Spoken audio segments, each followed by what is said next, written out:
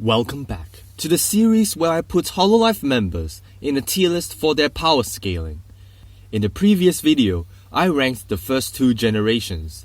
In case you haven't watched it, I urge you to do so, as it also lays the groundwork for the tiers I will be going through today.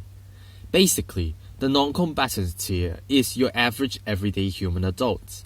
The combatant tier is of maybe trained martial artists or weapon experts. The above human tier is, well, above any single human.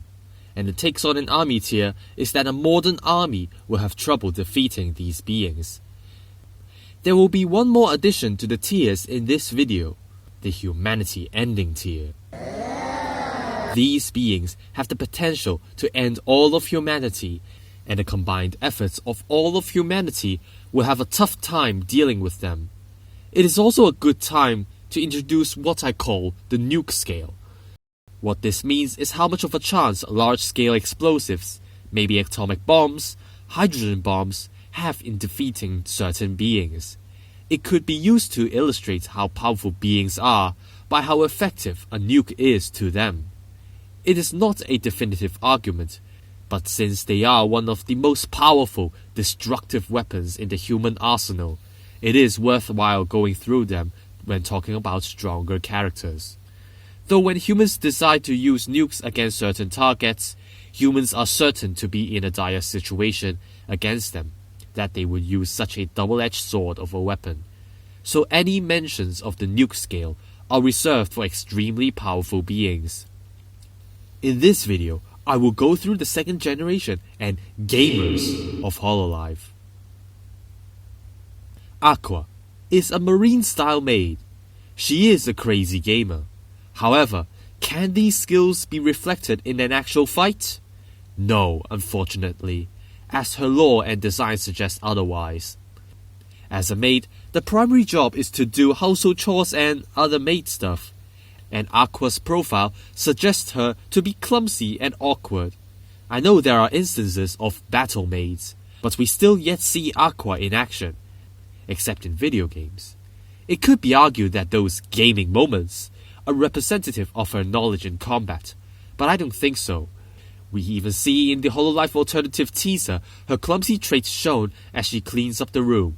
She may be a gamer maid, but she goes in the non-combatant tier. Xion is a dark magician. Even though the official lore implies she is only a chuny that acts as though she has magical powers, leading to the thought that she might be a defenseless child. Like, why is her profile implying that heavily that she isn't a genuine magician? Luckily for Xion, the mighty Hololive alternative teaser suggests otherwise.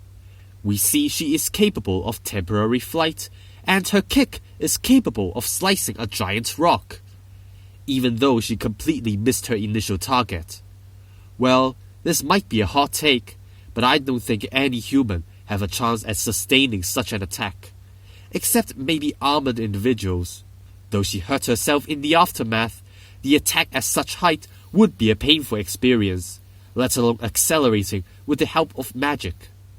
Therefore, it can be also conclusive that she also has means of protecting herself, whether it's with her natural body or with magic to increase her defenses.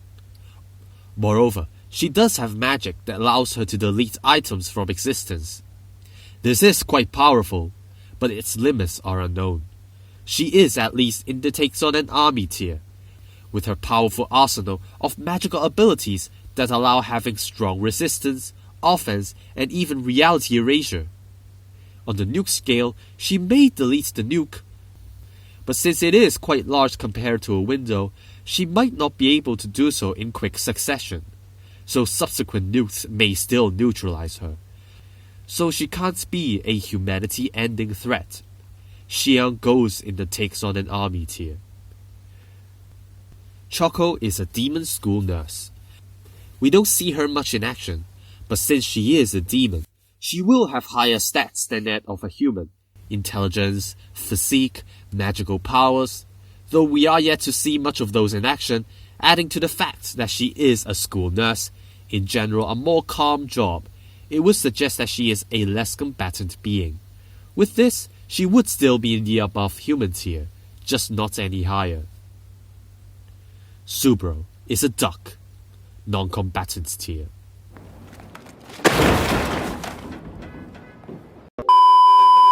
Subaru is an esports manager. I mean, she's a gamer. Now we know gamers. Gamers are not generally the most physical adept species of human. However, there is a saving grace. Subaru is a police officer. To be part of the police force, one must go through training to do so. Plus, most officers carry around firearms and have undergone firearm training.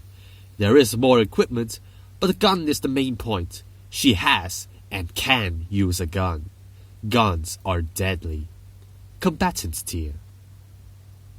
Ayame is an Oni.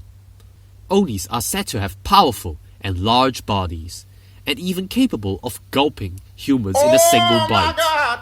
Now looking at Ayame, don't let that cutesy look deceive you.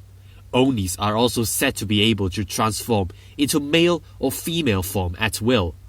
So what we see of Ayame isn't her true form. But that is not why we are here. The most powerful aspects of Onis are their calamity-bringing abilities. Wars, illnesses, thunderstorms, and even earthquakes. You name it. If an Oni summons earthquakes and thunderstorms across the world, humanity won't stand a chance. High-magnitude earthquakes destroying major infrastructure. Intense thunderstorms of rain flooding the streets. Sure, there are bunkers for people to shelter in, but by then, humanity as a whole is already in shambles. On the nuke scale, Ayame does have very high destructive powers, though she may not survive a nuke. Still, by the time a nuke is shot, Earth would already be in rubble. Therefore, I would still rate her as humanity ending. Korone, she's a dog. Though her name is Dog God, implying she may be of a higher tier being. Her lore suggests her to be only your neighbor's pet dog rather than a deity.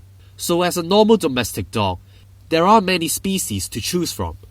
She may be a Cavalier King Charles Spaniel, but as a veteran dog breed connoisseur, whatever breed that is, still looking at that, it does not seem that she is the most physical dog ever, compared to its fiercer cousins.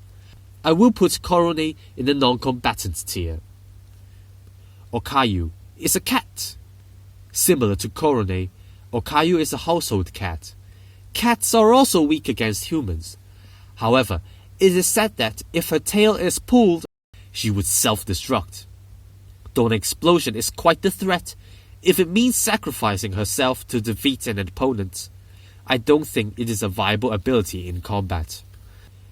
Still, I will put her in the combatant tier, since explosions are quite deadly. Mio, she is a wolf. Wolves are the buffed versions of dogs.